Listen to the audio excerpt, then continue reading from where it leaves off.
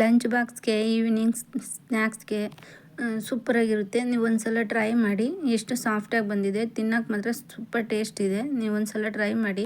Hi friends, ನಮಸ್ತೆ ಎಲ್ರಿಗೂ. Welcome to Akash kitchen.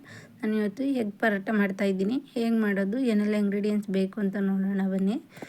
ನೀವು ಹೊಸ್ದಾಗಿ ಏನಾದರೂ ನನ್ನ ಚಾನಲ್ ನೋಡ್ತಾ ಇದ್ದರೆ ಪ್ಲೀಸ್ ಸಬ್ಸ್ಕ್ರೈಬ್ ಮಾಡ್ಕೊಳ್ಳಿ. ವಿಡಿಯೋ ಇಷ್ಟ ಆದರೆ ಒಂದು ಲೈಕ್ ಮಾಡಿ, ಶೇರ್ ಮಾಡಿ, ಕಮೆಂಟ್ ಮಾಡಿ ತಿಳಿಸಿ. ಈಗ 1-2 ಬೌಲಷ್ಟು ಗೋಧಿ ಹಿಟ್ಟು ಸೇರಿಸ್ಕೊಂಡಿದ್ದೀನಿ. ಸ್ವಲ್ಪ ಉಪ್ಪು ಮತ್ತು ನೀರು ಸೇರಿಸ್ಕೊಂಡು ಚೆನ್ನಾಗಿ ನಾವು ಚಪಾತಿ ಹಿಟ್ಟಿನ ಅದಕ್ಕೇ ಕಲಿಸ್ಕೊತಾ ಇದ್ದೀನಿ. ಸ್ವಲ್ಪನೇ ನೀರು ಸೇರಿಸ್ಕೊಂಡು ಈ ರೀತಿ ಕಲಿಸ್ಕೊತೀನಿ. ನಿಮಗೆ ಏನಾದ್ರೂ ಗೋಧಿ ಹಿಟ್ಟು ಬೇಡ ಅಂತಂದರೆ ಮೈದಾ ಹಿಟ್ಟೆ ಕೂಡ ಆ್ಯಡ್ ಮಾಡ್ಕೊಳ್ಳಿ. ನೋಡಿ, ಈ ಥರ ಕಲಿಸ್ಕೊಂಡು ಒಂದು 1/2 an hour ನೆನೆಯೋಕೆ ಬಿಡ್ತೀನಿ. ಈಗ 2 ಮೊಟ್ಟೆನ ಒಡೆದು ಈ ಥರ ಬೀಟ್ ಮಾಡ್ಕೊತೀನಿ. ಬೀಟ್ ಮಾಡ್ಕೊಂಡು ಅದಕ್ಕೆ ಉಪ್ಪು, ಸ್ವಲ್ಪ ಖಾರ ಎರಡೂ ಸೇರಿಸ್ಕೊಂಡು ಚೆನ್ನಾಗಿ ಬೀಟ್ ಮಾಡ್ಕೊತೀನಿ. ತುಂಬ ಟೇಸ್ಟಿಯಾಗಿ ಬಂದಿದೆ. ಲಂಚ್ ಬಾಕ್ಸ್ಗೆ, ಮಕ್ಕಳು ಲಂಚ್ ಬಾಕ್ಸ್ಗೆ ಅಥವಾ ಈವ್ನಿಂಗ್ ಸ್ನ್ಯಾಕ್ಸ್ ಟೈಮಲ್ಲಿ ಈ ರೀತಿ ಮಾಡ್ಕೊಂಡು ಕೊಡಿ. ಮಕ್ಕಳು ತುಂಬ ಇಷ್ಟಪಟ್ಟು ತಿಂತಾರೆ. ಕ್ಲೀನಾಗೆ ಮೊಟ್ಟೆ ಎಲ್ಲ ಇದಾಗಬೇಕು, ಅಲ್ಲಿವರೆಗೂ ಬೀಟ್ ಮಾಡ್ಕೊಳ್ಳಿ.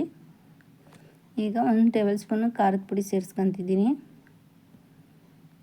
ಒಂದು ಸ್ವಲ್ಪ ಈರುಳ್ಳಿ, ಕೊತ್ತಂಬರಿ ಸೊಪ್ಪು, ಉಪ್ಪು ಇಷ್ಟು ಸೇರಿಸ್ಕೊಂಡು, ಹಸಿಮೆಣ್ಸಿನ್ಕಾಯಿ ಇಷ್ಟು ಸೇರಿಸ್ಕೊಂಡು, ಹಸಿಮೆಣ್ಸಿನ್ಕಾಯಿ ಆಪ್ಷನಲ್ಲು, ಬೇಕಾದರೆ ಇದು ಮಾಡ್ಕೊಳ್ಳಿ, ಬೇಡ ಅಂದರೆ ಸ್ಕಿಪ್ ಮಾಡ್ಕೊಳ್ಳಿ.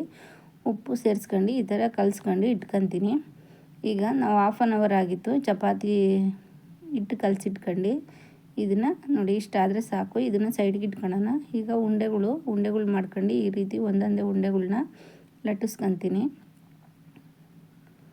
ಚಪಾತಿ ಇಟ್ಟಿದ್ರೆ ಕೇವಲ ಒಂದು 10 ಮಿನಿಟ್ಸಲ್ಲೇ ಆಗೋಗುತ್ತೆ.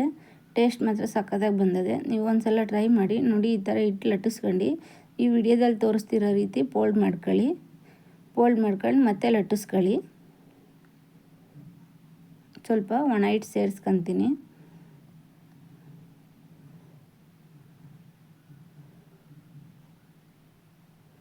ಮನೆಗೆ ಏನಾದರೂ ಹಿಟ್ಟು, ಗೋಧಿ ಹಿಟ್ಟು ಕಲಸಿತ್ತು ಮಿಕ್ಕಿತ್ತು, ಫ್ರಿಜ್ಜಲ್ಲಿ ಏನಾದರೂ ಇಟ್ಟಿದ್ರೆ ಈ ಥರ ಒಂದ್ಸಲ ಟ್ರೈ ಮಾಡಿ.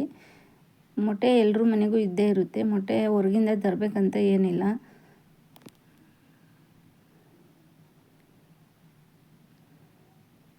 ಈ ರೀತಿ ಲಟ್ಟಿಸ್ಕೊಂಡಾದ್ಮೇಲೆ ನಿಮ್ಗೆ ಎಷ್ಟು ಅಗಲ ಬೇಕೋ ನೋಡಿ ಅಷ್ಟು ಅಗಲ ಲಟ್ಟಿಸ್ಕೊಂಡು, ತುಂಬ ದೊಡ್ಡದು ಮಾಡ್ಕೊಂಡ್ರೆ ಚೆನ್ನಾಗಿರಲ್ಲ. ಸಾಕು. ಈ ಥರ ಮೊಟ್ಟೆ ಒಳಗೆ ಇದು ಮಾಡ್ಕೊಂಡು, ಹೆಂಚಾಗಲಿ ತವಾ ಆಗಲಿ ಒಂದು ಇದು ಮಾಡ್ಕೊಳ್ಳಿ. ನನಗೆ ತವಾ ಇದು ಪ್ಯಾನ್ ಇಟ್ಕೊಂಡಿದ್ದೆ, ಇದರೊಳಗೆ ಹಾಕೊತಾ ಇದ್ದೀನಿ. ಈ ಥರ 2 ಕಡೆನೂ ಚೆನ್ನಾಗಿ ಬೇಯಿಸ್ಕೊಳ್ಳಿ, ಎಣ್ಣೆ ಸೇರಿಸ್ಕೊಂಡು. ಸಿಂಪಲ್ ರೆಸಿಪಿ, ಈಸಿಯಾಗಿ ಮಾಡ್ಕೊಬೋದು. ನೋಡಿ, ಒಂದು ಸೈಡ್ ಆದಮೇಲೆ ಒಂದು ಸೈಡ್ ಇದು ಮಾಡ್ಕೊಳ್ಳಿ. ಉಬ್ಬಿ ಬರುತ್ತೆ ನೋಡಿ. ಇನ್ನೊಂದು ಇದೇ ರೀತಿ ಮಾಡಿ ತೋರಿಸ್ತೀನಿ. ನಾವು ವಿಡಿಯೋದಲ್ಲಿ ಯಾವ ರೀತಿ ಕಟ್ ಮಾಡ್ಕೊತಾ ಇದ್ದೀನೋ ಅದೇ ರೀತಿ ಇದು ಮಾಡ್ಕೊಂಡು ಸ್ವಲ್ಪ ಒಣ ಹಿಟ್ಟು ಮೇಲೆ ಸೇರಿಸ್ಕೊಂಡು, ಬೇಕಾದರೆ ಎಣ್ಣೆ ಕೂಡ ಆ್ಯಡ್ ಮಾಡ್ಕೊಬೋದು ನೀವು. ನೋಡಿ, ಇದೇ ರೀತಿ ಲಟ್ಟಿಸ್ಕೊಳ್ಳಿ ಎಲ್ಲನೂ.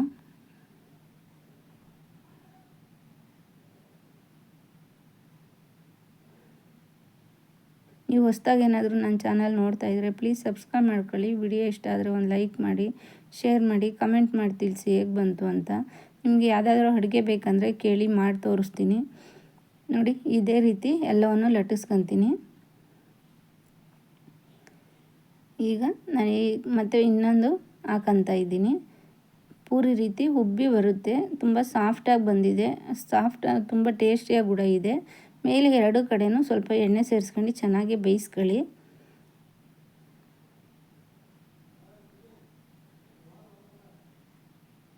ವಿಡಿಯೋ ನೋಡಿದ್ದಕ್ಕಾಗಿ ಧನ್ಯವಾದಗಳು.